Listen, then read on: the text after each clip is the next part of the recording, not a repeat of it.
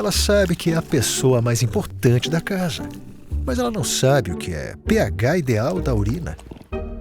Os gatos nem sempre sabem o que é melhor para eles. Sorte que você sabe. Optimum com controle mineral. Buenas noches a todos. Yo soy la doctora Silvina Muñiz, médica veterinaria de Argentina, y me he dedicado estos últimos, desde hace 30 años a la clínica general, pero desde hace muchos años estoy trabajando con la salud emocional de los pacientes en la clínica, viendo enormes resultados, y creo que va a ser muy positivo para todos que los podamos compartir. Estamos ejerciendo una profesión maravillosa, donde estamos centrados en la salud física y en la prevención de enfermedades. Por eso hoy quiero hablarles un poco de la importancia que tiene la salud emocional y cómo la salud emocional y la salud física de los animales van estrictamente de la mano. La visita a la veterinaria puede llegar a ser aterradora para muchos perros y gatos. Y si esa visita genera miedo, ansiedad y estrés en los animales de compañía, decididamente lo va a generar en sus propietarios, que se van a sentir muy mal y probablemente decidan no volver a concurrir. Si bien el 49 o casi 50% de los perros entran a la clínica normalmente, sobre todo los cachorros, existe otra mitad, otro 50% de los perros que no quieren entrar a la veterinaria.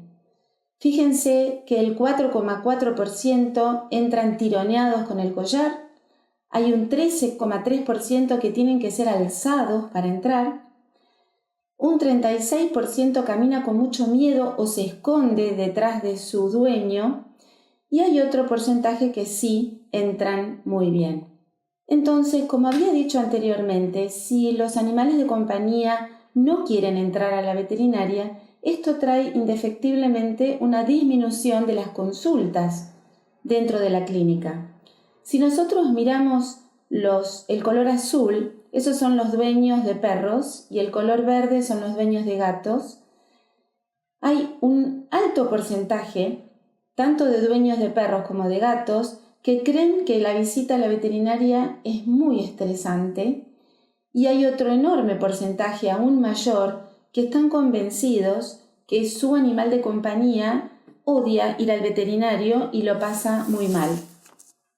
A medida que transcurre la visita a la veterinaria, va aumentando el estrés, y hay dos momentos cúlmines que tenemos que tener en cuenta. Uno es cuando el animal entra al consultorio, y el segundo es cuando el animal se sube a la camilla. ¿De qué se trata esta iniciativa Fear Free? Esta iniciativa fue creada por el Dr. Marty Becker en Estados Unidos y actualmente se está difundiendo por muchos países del mundo. Y la función que tiene, el objetivo que tiene, es crear dentro de la clínica un entorno libre de miedo, teniendo en cuenta el bienestar del equipo veterinario, los pacientes que tratamos y las personas que lo cuidan y los aman. Si pensamos en el miedo, tenemos que saber que el miedo es la emoción más peligrosa que las especies sociales pueden experimentar. ¿Y qué es el miedo? El miedo lo sentimos todos. Es una emoción básica primaria. No necesita de un aprendizaje. Es una sensación instintiva de angustia que se presenta, por ejemplo, frente a un peligro que puede ser real o puede ser imaginario, donde hay una respuesta involuntaria del cuerpo cuando percibe el peligro. Pero ¿qué pasa? Si no tenemos miedo, no podemos sobrevivir, porque la función del miedo es defendernos en la naturaleza y permitirnos escapar cuando hay un peligro serio.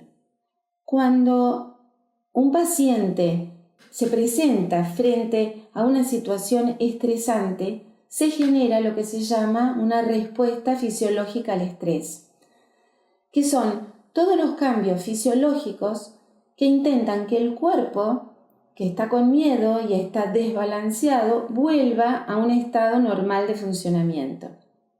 Este regreso al estado normal del funcionamiento puede ser leve, es decir, una respuesta al estrés donde el animal rápidamente se recupera, o puede ser intensa, donde el estrés genera una escalada muy importante hasta llegar a un nivel de angustia. Muy bien, ¿y qué es un factor estresante? Un factor estresante es cualquier experiencia que se perciba, cualquier experiencia del entorno, algún objeto vivo, algún objeto inanimado, como puede ser la colocación de un termómetro, que interrumpa el estado del funcionamiento normal del cuerpo. Y hay muchos factores estresantes, muchos de los cuales los generamos nosotros en la clínica, y esos hay que tener en cuenta. Los vamos a ir viendo a lo largo de la charla. Dentro de los factores estresantes están los factores ambientales, como la humedad, el ruido, determinados olores que a veces son de otros animales, luces, objetos que se mueven rápido, feromonas de otros animales. Hay factores fisiológicos, el dolor, hambre, sed, cualquier enfermedad. Y hay factores psicosociales, como por ejemplo, seres nuevos, desconocidos, o cuando se separan del propietario. Cuando un animal se presenta frente a un factor estresante, lo primero que percibe es una amenaza, que puede ser real o no. Frente a esta amenaza, se desencadena en el organismo una respuesta inmediata instintiva, es decir, no la piensan, no pasa por el lóbulo frontal de la corteza cerebral. Esta respuesta inmediata activa el sistema nervioso autónomo, liberando adrenalina y cortisol, aumentando la frecuencia cardíaca, la frecuencia respiratoria. Los músculos entonces se llenan de sangre, listos para escapar. Se pierde el pensamiento racional, por ejemplo, en las personas. Se pierde toda sensación de dolor, lo que permite que el animal pueda salir corriendo. Y a continuación, rápidamente aparece una respuesta tardía que sí pasa por el cerebro y a nosotros como seres humanos nos permite comprender a qué se debe esa reacción. Por ejemplo, si existe una explosión y nosotros nos asustamos, podemos darnos cuenta que el susto que tenemos es por la explosión, y eso le pone un freno a todo el desencadenante del sistema nervioso autónomo. ¿Pero qué pasa con los animales? Hay una gran diferencia entre el cerebro de los animales y el cerebro de las personas. Si bien son similares, el lóbulo frontal, que es el que permite razonar, en los animales está mucho menos desarrollado. Entonces, ellos no pueden interpretar los estímulos como lo hacemos nosotros. No pueden comprender por qué se asustaron. Por lo tanto, ellos perciben pequeños detalles que nosotros no percibimos. Se concentran en esos detalles y nunca jamás se las van a volver a olvidar. Entonces, se van a asustar si ven, oyen, tocan o huelen cualquier cosa que esté asociado a algún efecto desagradable que hayan percibido alguna vez. Entonces, tenemos que saber que el miedo, la ansiedad y el estrés continuo son perjudiciales para la salud y el bienestar de nuestros pacientes. Por lo tanto, hay que reconocerlo, hay que resolverlo y tenemos que evitarlo en el futuro.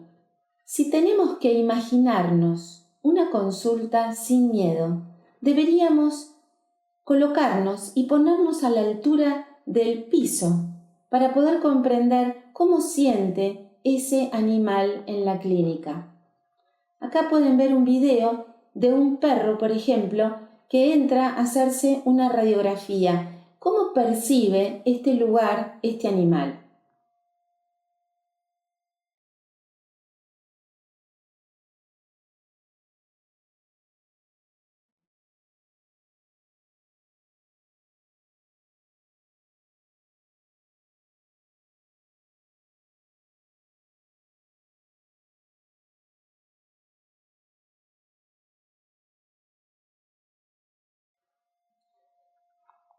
Como ustedes pueden ver, la percepción de los animales es diferente y no les podemos explicar. Por lo tanto, comprender cómo se sienten nos va a ayudar a tener una mejor consulta, a ponernos en el lugar de ellos. Entonces nos preguntamos, ¿cuál es el beneficio para todos aquellos que hace tantos años que estamos trabajando de cambiar lo que siempre hicimos, lo que estamos acostumbrados, para incluir las técnicas Fear Free en el consultorio? Primero tenemos que saber que la ciencia actualmente ya puede medir los efectos del estrés sobre la salud y la enfermedad. Y los beneficios son muchos. Son beneficios para el veterinario, para la clínica, para el propietario y para los pacientes. Con estas técnicas podemos reducir el miedo, la ansiedad, el estrés y la agresión. Vamos a tener pacientes más manejables y un entorno de trabajo mucho más seguro. Y vamos a generar en sus propietarios confianza y un compromiso que es muy positivo. Nos van a ayudar. Entonces, vamos a ir viendo a partir de ahora cuáles son estos pilares de Fear Free, de qué se trata. Primero los voy a nombrar y después vamos a ver algunos ejemplos. FAS quiere decir miedo, ansiedad y estrés en inglés. El miedo, la ansiedad y el estrés son un problema serio que deben reconocerse y tratarse. Es esencial la buena comunicación con el propietario y la buena comunicación que tengamos con nuestro paciente y que podamos utilizar las técnicas de Fear Free como el abordaje considerado y el control suave para tratar con nuestros pacientes. Y veamos de qué se trata. Cuando hablamos de abordaje considerado, quiere decir la interacción que vamos a tener con ese paciente, el equipo veterinario y el entorno. Es decir, cómo se va a sentir ese paciente cuando entra a la clínica por primera vez. Y cuando hablamos de control suave, es la manera en que colocamos al paciente de una manera cómoda y segura para poder abordarlo médicamente. Entonces, lo primero que tenemos que observar para poder comprender cómo se siente este paciente y poder ayudarlo es el lenguaje corporal, cómo se presenta. Y dentro del lenguaje corporal, cuando un animal tiene miedo, puede luchar, puede huir, puede inquietarse o puede congelarse. Acá tenemos un paciente, por ejemplo, que tiene mucho miedo y que entra a la clínica para atenderse, y vamos a ver que la muestra, ¿no? O sea, cómo representa él su miedo va a ser gruñendo, mostrando los dientes o mordiendo. En el video que les voy a mostrar van a ver la forma en cómo yo atiendo a los pacientes con esta técnica Fear Free, donde es muy importante utilizar siempre una goma para que el paciente no se patine. Y si bien este paciente parece muy tranquilo y está estático, inmóvil, fíjense cómo reacciona cuando lo pongo sobre la camilla.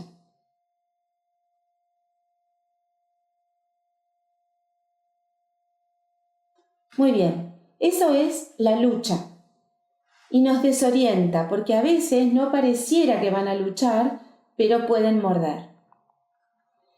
La otra reacción que puede tener un animal con miedo es huir.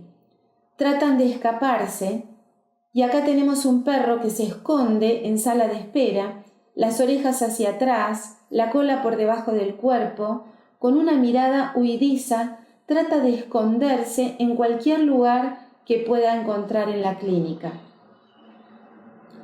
La otra actitud es inquietarse.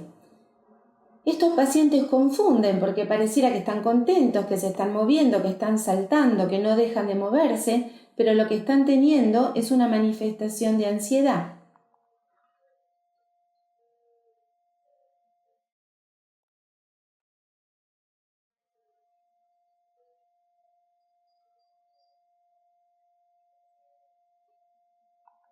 Y el último es el congelarse. Son pacientes que cuando los tratamos pensamos qué bien se porta este paciente, qué bueno que es, y en realidad está congelado, está muerto de miedo, no responde a ningún estímulo, pero lo que tiene es terror. Entonces, vamos a pensar, ¿el miedo, la ansiedad y el estrés están presentes en todos los pacientes? Sí. Todos los pacientes presentan miedo, ansiedad y estrés, pero en diferentes grados. Si nosotros pensamos en cómo se manifiestan, tenemos un grado del 1 al 5, donde verde es el nivel más bajo, donde el amarillo es un estrés medio y donde el rojo es un estrés muy alto. Y si pensamos cómo tenemos que abordar a estos pacientes, tenemos que pensar en un semáforo, donde un nivel verde, el perro tiene un estrés muy bajo y podemos seguir adelante atendiéndolo sin ningún problema. Un nivel amarillo del semáforo es un nivel 2 o 3, donde hay que tener cuidado porque este perro le va a costar dejarse atender. Si no lo tratamos bien pueden quedar traumas. Hay que tratar de darle bocaditos, buscar técnicas de distracción, que las vamos a ver. Y un semáforo en rojo es un perro que tenemos que parar, porque probablemente tenga alguna manifestación de agresión, ¿sí? O de terror, y puede llegar a ser muy difícil de atenderlo en la clínica. Entonces, vamos a ver cuáles son ahora estos signos de miedo, ansiedad y estrés en el perro para poder reconocerlos y saber cómo tratarlos. En primer lugar, siempre tenemos que evaluar los signos fisiológicos: jadeo, taquicardia, pupilas dilatadas, la posición corporal, que es lo que vimos recién, intentos de huir, esconderse, paralizarse, y las vocalizaciones, el perro que ladra, el perro que gruñe.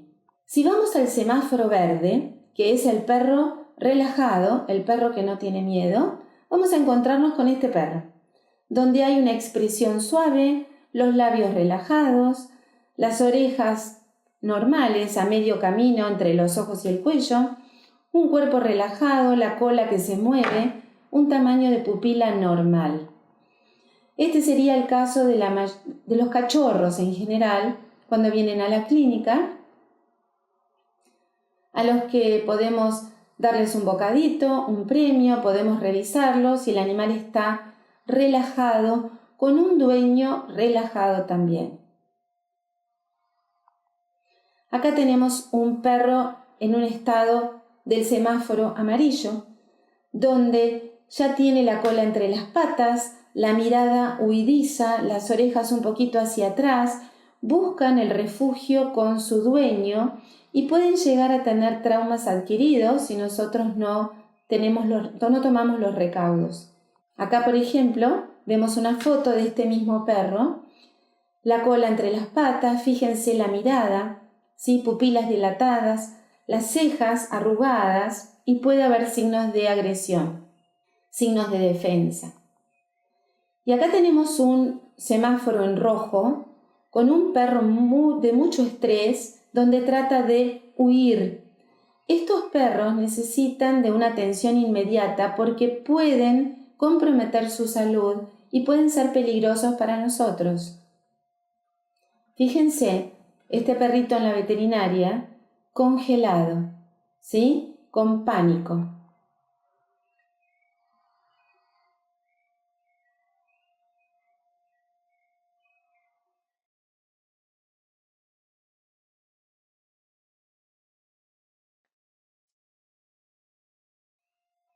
Da mucha pena este perrito. Y acá tenemos un nivel rojo de semáforo cuando ya el perro tiene tanto miedo que agrede y es peligroso para nosotros.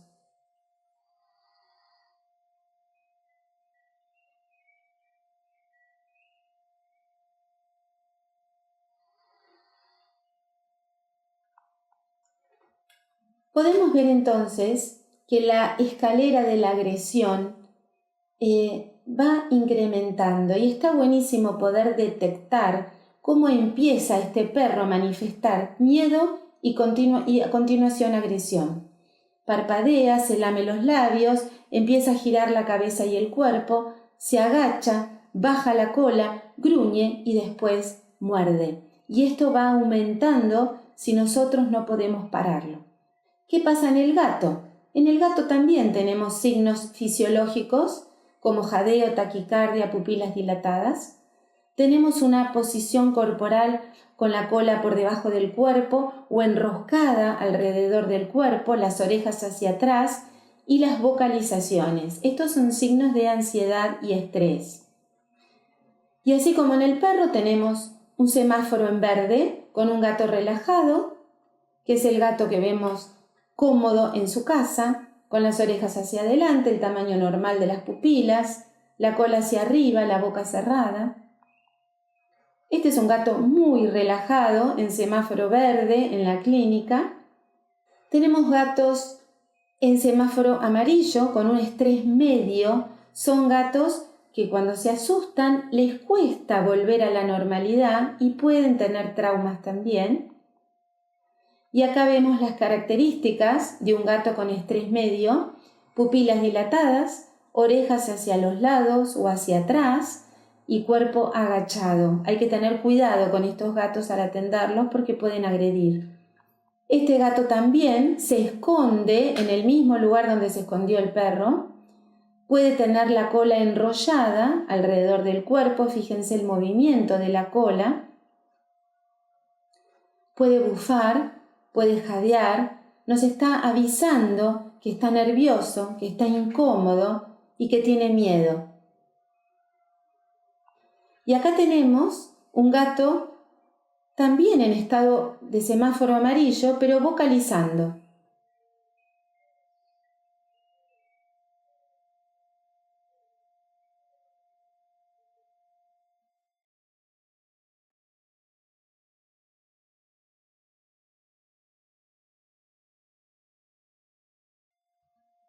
Vamos al nivel rojo, que es un alto estado de estrés en los gatos, donde ya compromete la salud, el bienestar, y no los vamos a poder tocar.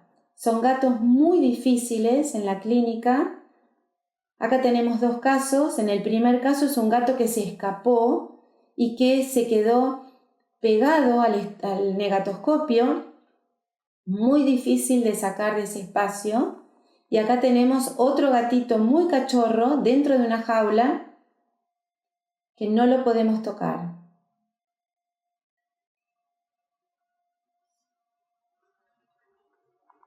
Podemos ver entonces cómo en los gatos, así como en los perros, hay una escalada del miedo, de la ansiedad y del estrés. Y es lo que hablábamos en un inicio.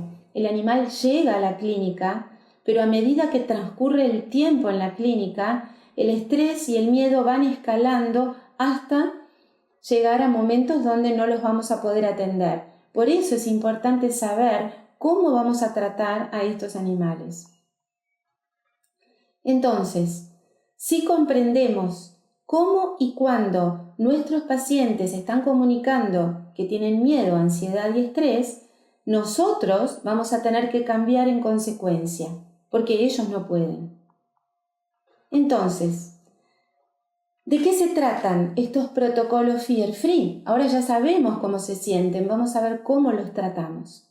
El primer punto es la buena comunicación entre el veterinario y el propietario.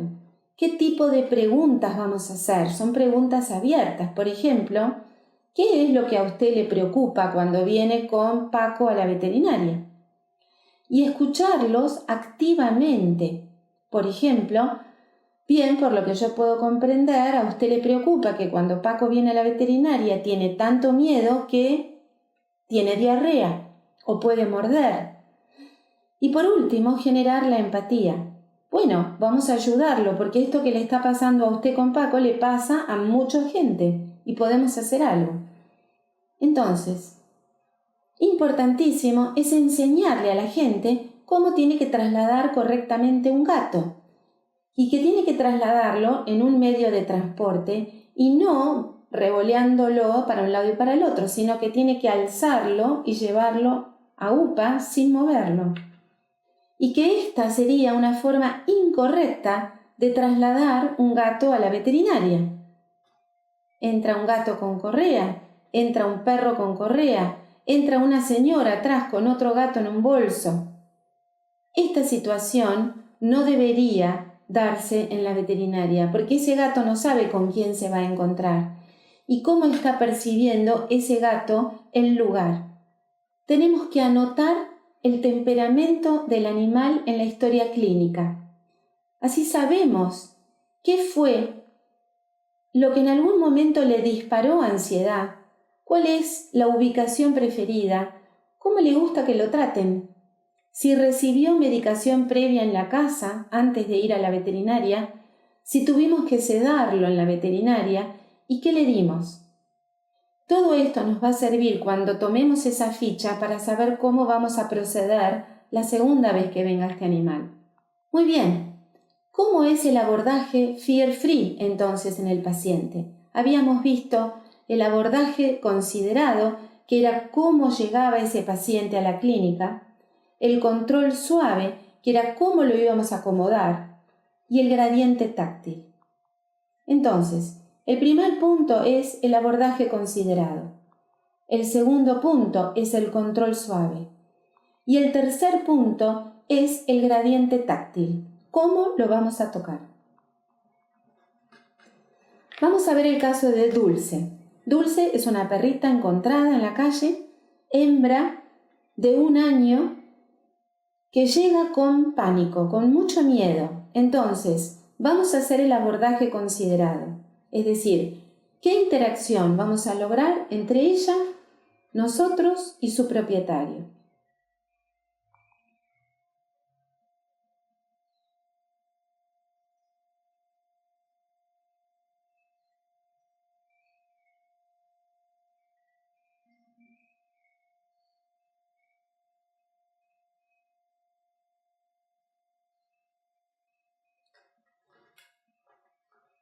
Muy bien, lo que pueden ver acá es una perra que tiene miedo, que se dirige directamente a mí, que soy la persona que tiene enfrente, que estoy tratando de darle un Dentastix ahí para ver si le gusta, que no lo toma y por lo tanto le voy a tirar pedacitos de Dentastix que ustedes van a ver ahí en el piso, ¿sí? ¿Cómo busco acercarme a ella? Es el abordaje considerado. Fíjense lo que pasa después de un rato. Logro darle el Dentastix, lo logro que tome de mi mano, ¿sí? Puedo tocarla, puedo acariciarla, voy a buscar más Dentastix y ella me sigue. Quiere decir que este abordaje considerado que yo estoy haciendo con esta perra en la sala de espera me va a permitir a mí que entre al consultorio, que es el lugar que más estrés le va a generar, de otra manera. Tengo que esperar entonces que el animal venga hacia mí, tengo que pararme en cuclillas a su lado, no tengo que mirarlo de frente a los ojos. Si está contento le ofrezco un premio y si está nervioso tiro el premio hacia él. Una vez que entra al consultorio voy a hacer la segunda parte, que era el control suave, que era cómo voy a acomodar este paciente para que esté cómodo y yo lo pueda revisar. Entonces, voy a seguir con Dulce, que ya se le fue parte del miedo, y entramos al consultorio. Pongo la goma siempre. Voy a buscar bocaditos, su dueña la va a subir, la va a acomodar sobre la goma para que no se patine, fíjense que tiene miedo, pero rápidamente, apenas la subo, continúo dándole los premios que le gustaron en la sala de espera y de esta manera voy a lograr acercarme para poder tocarla.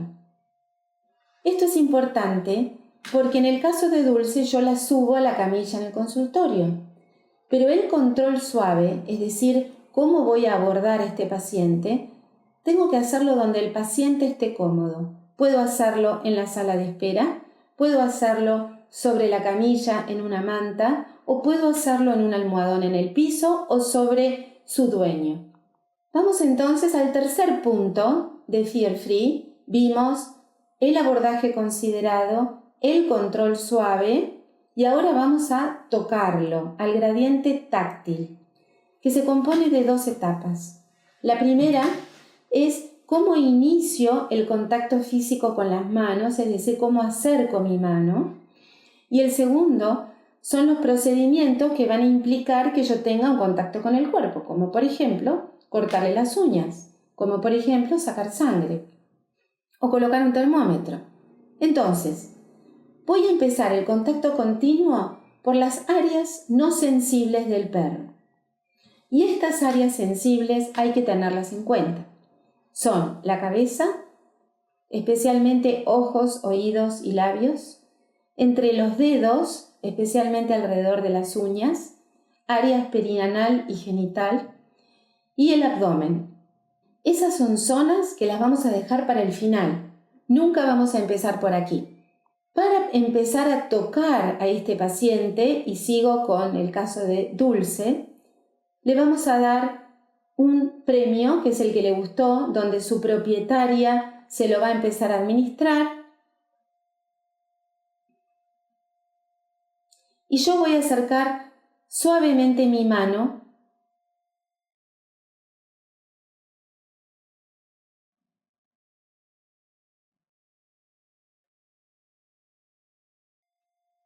para empezar a tocarla.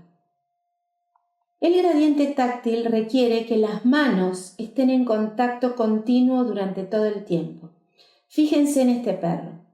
Una mano la mantengo sobre el animal sin moverla mientras acaricio con la otra. Trato de no despegar las manos del cuerpo. Trato de evitar las palmaditas que no les gustan, sobre todo en la cabeza.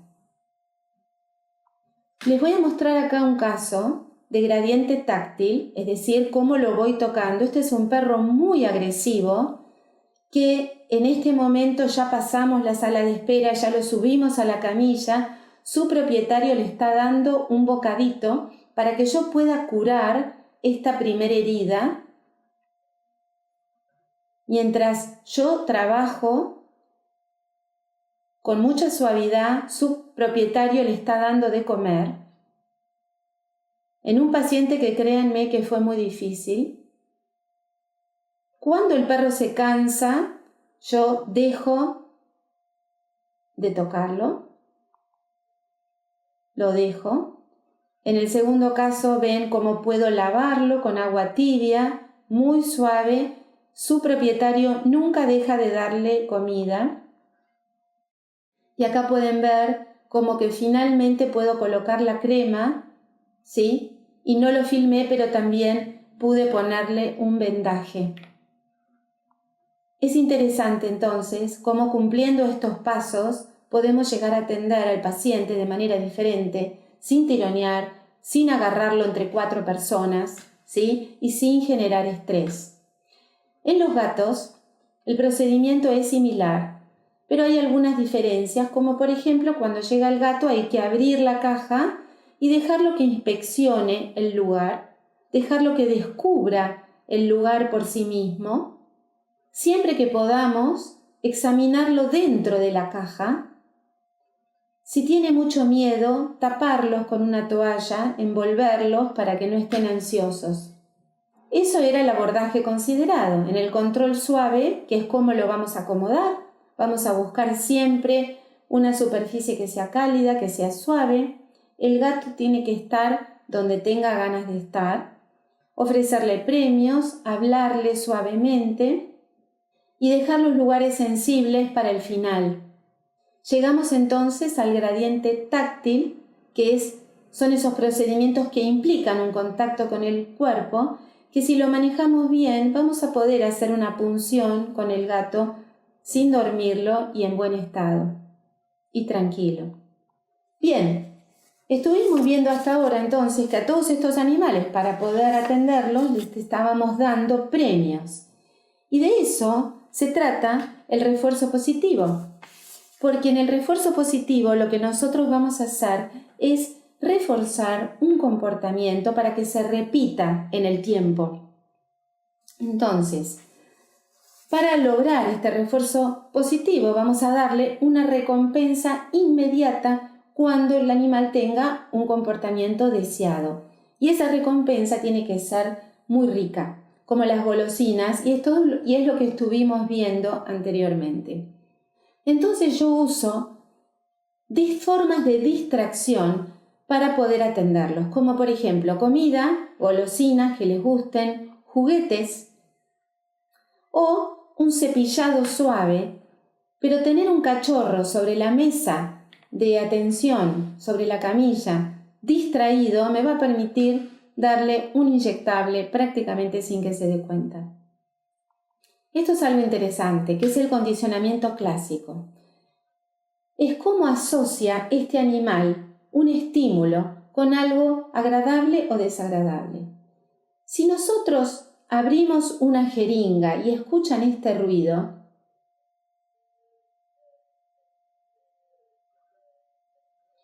ese ruido lo pueden asociar con un inyectable y se van a asustar mucho, y cada vez que escuchen este ruido van a entrar en un estado de pánico porque ellos perciben, predicen lo que va a pasar. O podemos asociarlo con un caramelo, que es lo que yo hago. Yo abro la jeringa y les doy un caramelo. Entonces, si abro la jeringa y les doy un caramelo, ellos están esperando muy contentos que abra la jeringa porque viene un premio agradable. Y ahí va el caramelo. ¿Qué es el contracondicionamiento? Es cambiar una respuesta emocional negativa que hemos generado por una respuesta emocional positiva. ¿Y cuál es una de las acciones o actividades que hacemos en la clínica que más miedo genera y más respuesta negativa? El corte de uñas. Entonces, fíjense lo que yo hago con este perrito. Le estoy enseñando que el ruido del corta uñas está asociado a una recompensa.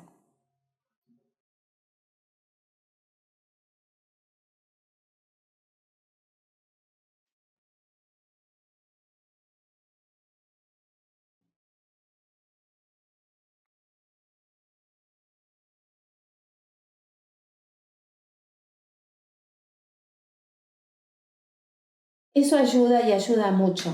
Para cuando le cortemos las uñas, probablemente esté entregado a recibir un regalo. Entonces podemos decir que la forma en que nuestros pacientes perciben el entorno es su realidad.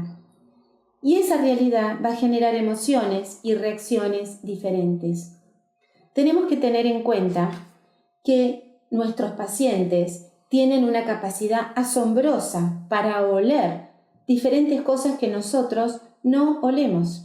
Entonces, ellos pueden asociar aromas con peligro, pueden asociar aromas con tranquilidad, como por ejemplo las feromonas, y pueden sentir alegrías cuando huelen, por ejemplo, una recompensa, que es un premio. Cuando usamos algún artículo en la veterinaria que lo ha usado un perro anteriormente, tenemos que limpiarlo muy bien, porque ese aroma de un instrumental que ha usado otro animal puede generar miedo. Tengamos en cuenta que los animales oyen cosas que nosotros no oímos. Entonces pueden sentirse afectados por diferentes sonidos que a veces nosotros no tenemos en cuenta en la clínica. Por ejemplo, el manejo del instrumental.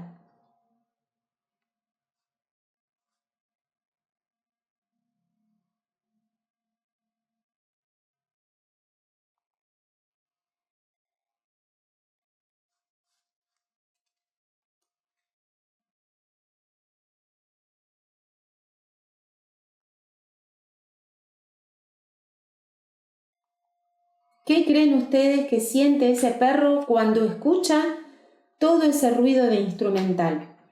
Nosotros no nos pasa nada porque sabemos lo que estamos haciendo, pero ellos no. Lo mismo pasa con la capacidad visual. Ellos perciben detalles que nosotros no vemos. Perciben, por ejemplo, una cortina que se mueve. Perciben las luces que reflejan contra la camilla. Perciben sombras que los asustan, que no saben qué hay del otro lado. Entonces, es nuestra obligación tratar de disminuir estos efectos y podemos hacerlo tapando la visión. Podemos poner un collar isabelino para que no vean más allá de lo que tienen que ver. Podemos taparles la cabeza, ¿sí? Evitando que este gato que está muy asustado vea o escuche cosas que lo van a asustar. Y siempre tenemos que tratar que nos asocien con recompensas. Yo tengo un bolsito como esto, que está lleno de premios, y voy pasando por la veterinaria dándoles premios. Entonces nos convertimos indefectiblemente en la parte agradable de la visita, porque les damos cosas ricas. Sepamos que los animales, sobre todo los perros, tienen un espacio personal, un límite imaginario, que pueden sentirse amenazados si nosotros lo cruzamos. Por lo tanto, si los atendemos en la camilla y nos abalanzamos sobre ellos, se van a asustar. Si nos acercamos demasiado rápido, también. Y si los miramos de frente, también. Hay que respetar este espacio personal en la atención médica. Bueno, esto lo vimos, que son la inhibición de los estímulos visuales. Entonces, ¿cuál es este objetivo Fear Free? Es asociar dentro del entorno veterinario tantas cosas buenas como sea posible, generando respuestas emocionales felices. Como conclusión, Fear Free aborda el bienestar emocional del equipo veterinario, del paciente y de las personas que lo cuidan, y previene y controla el miedo, la ansiedad y el estrés para mejorar la salud y la atención de nuestros pacientes. Espero que les haya gustado, que les haya servido y bueno, estoy a disposición para cualquier pregunta que me quieran hacer. Está mi mail anotado ahí en pantalla, así que les agradezco muchísimo que me hayan acompañado. Gracias. Ele sabe o que é um caçador feroz, mas ele não sabe o que desenvolvimento cognitivo significa. Gatos nem sempre sabem o que é melhor para eles. Sorte que você sabe. Optimum Filhotes com DHA.